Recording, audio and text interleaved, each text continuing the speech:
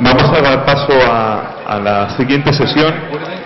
Continuamos con la presentación de los informes de investigadores que iniciamos ayer por la tarde. Tenemos en la mesa a Mario Fernández Enguita, de la Universidad Complutense de Madrid, María José Fernández, de la Universidad Complutense de Madrid, Ángel Sobrino, de la Universidad de Navarra, y José Miguel Arias, de la Universidad de Oviedo. Va a moderar la sesión Pedro José González, que es el presidente del Consejo Escolar de la Comunidad Foral de Navarra.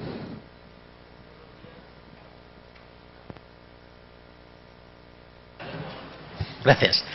Buenos días a todos, tanto a los que estáis aquí acompañándonos como a las personas que nos ven a través de la transmisión en streaming, que, por cierto, está siendo bastante concurrida, cosa de la que nos tenemos que alegrar. Quiero empezar presentando esta mesa, recogiendo el primer planteamiento que ha hecho el presidente del Consejo Escolar del Estado en relación al trabajo que los consejos escolares autonómicos y del Estado estamos realizando y hemos realizado en relación al tema del profesorado.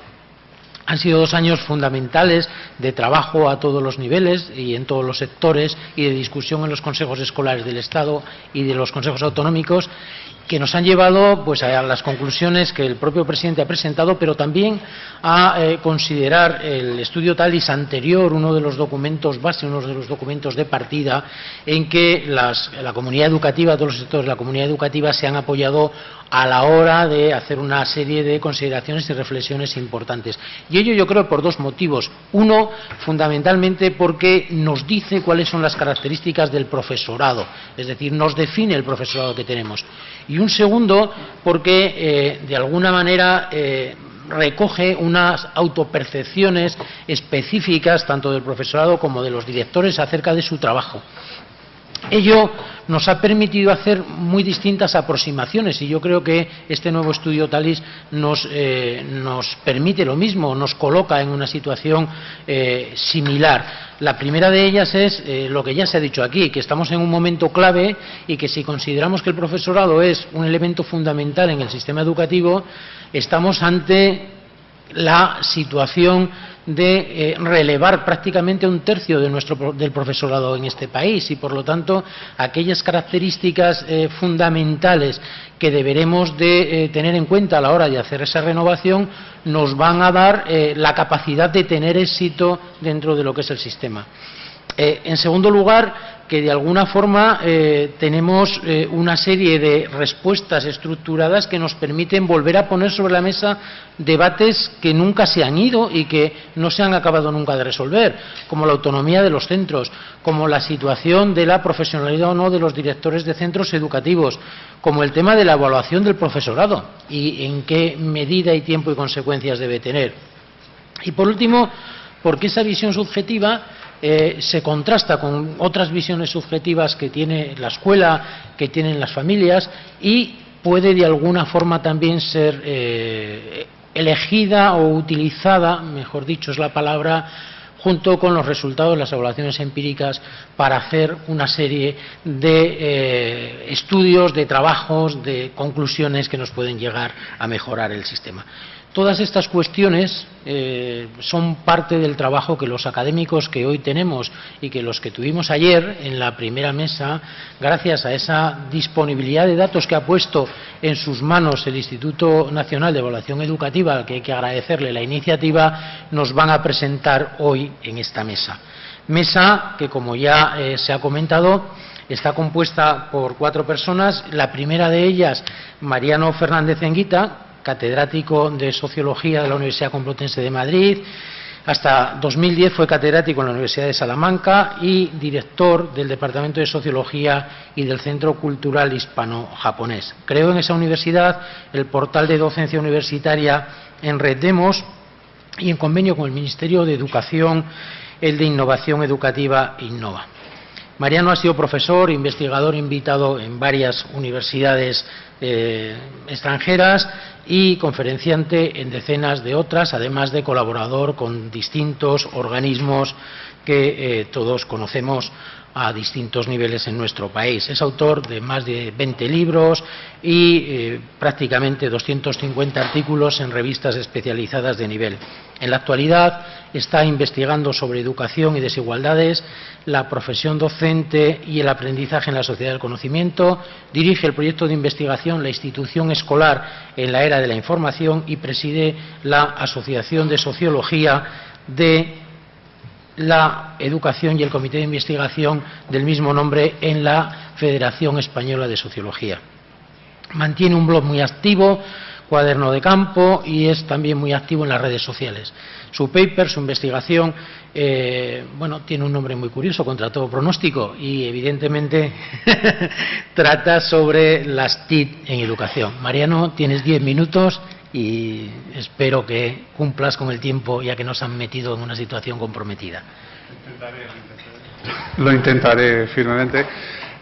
Buenos días a todos, muchas gracias al INE, gracias a la vida que me ha dado tanto. Quiero decir que discutamos lo que discutamos, es un lujo disponer de los datos que tenemos, que no teníamos antes sobre profesores, y en general disponer de la información que tenemos sobre educación.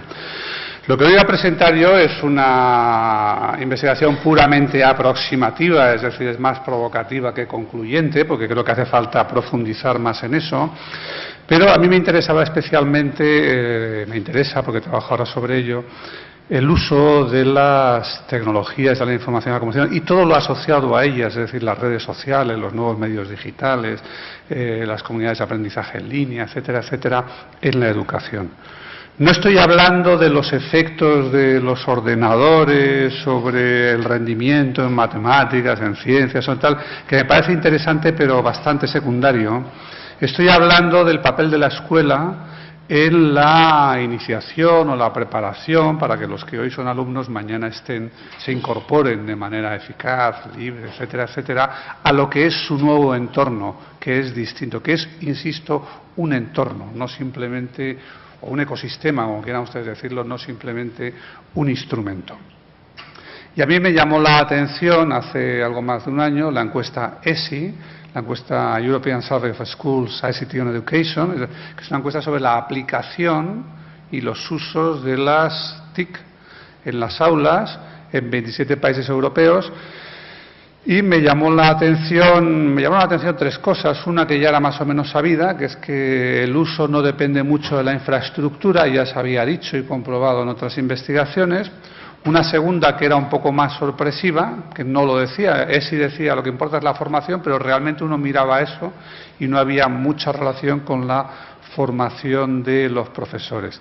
Y me llamó especialmente la atención el alto nivel de formación y el bajo nivel de uso que ahí presentaban los profesores españoles. Y eso me hizo comparar más los países. Lo que aquí se hace, pues, es comparar los datos ESI, que son datos sobre uso, una parte de ellos son datos sobre uso en el 8º año de escolaridad, que es el segundo de ESO, entre nosotros, de la ESO, y en otros lugares se corresponde con otras cosas. Y TALIS, como ustedes saben, pues se centra en los profesores de los alumnos de 15 años. No es lo mismo, se puede tener distintas edades en el 8º año y se puede estar en distintos años, en distintos cursos, a los 15, pero es bastante parecido, es muy parecido, es muy equiparable. La parte común, al ser dos encuestas diferentes, no se han hecho a los mismos profesores, ni a los mismos alumnos, ni a los mismos centros, pero sí a algunos de los mismos países. Hay 17 países comunes y en algunos casos llegamos a 21 o más porque los datos están en la Agenda Digital Europea. Y bueno, le voy a explicar cómo se lee esta tabla porque se trata de media docena de tablas, casi todas iguales. Solo voy a insistir en los datos fundamentales y mayores detalles los pueden encontrar en el paper que está en el análisis secundario que ya ha publicado el INE. En esa tabla lo que tienen es en el eje horizontal, digamos, el porcentaje de alumnos que tienen cierta característica. En este caso, aunque siempre lo van a leer en vertical, ahí dice equipamiento por conveniencias del formato de pantalla, pero equipamiento es realmente lo que tenemos en el eje X. Y en este caso, por ejemplo, lo que tenemos es los centros que tienen un equipamiento razonable o alto, medio o alto, según la encuesta S. Realmente no se miden los centros, sino el número de alumnos que están en tales centros. Pero bueno, considérenlo como un índice de equipamiento, sin más. Y aquí un índice de uso. Y el índice de uso va de 1, que es nunca, a 4, que es casi siempre, casi todos los días, y se refiere al uso de las TIC en el aula, etcétera.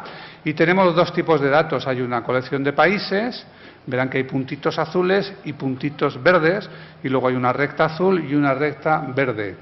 Bueno, la recta resume los puntos, más o menos, es un procedimiento habitual, pero lo azul son las respuestas de los profesores y lo verde son las respuestas de los alumnos. De manera que aquí tenemos la relación entre el equipamiento, cómo está equipado el país, desde el 50, poco más del 50% de los centros tienen un nivel medio o alto, hasta prácticamente el 100%, y el nivel de uso, y siempre verde y azul. Y lo que vamos a ver es muy sencillo. Primero vamos a ver siempre que lo que dicen los alumnos queda muy por debajo de lo que dicen los profesores, muy por debajo. Es decir, que los profesores ven usos TIC donde los alumnos no ven tal cosa.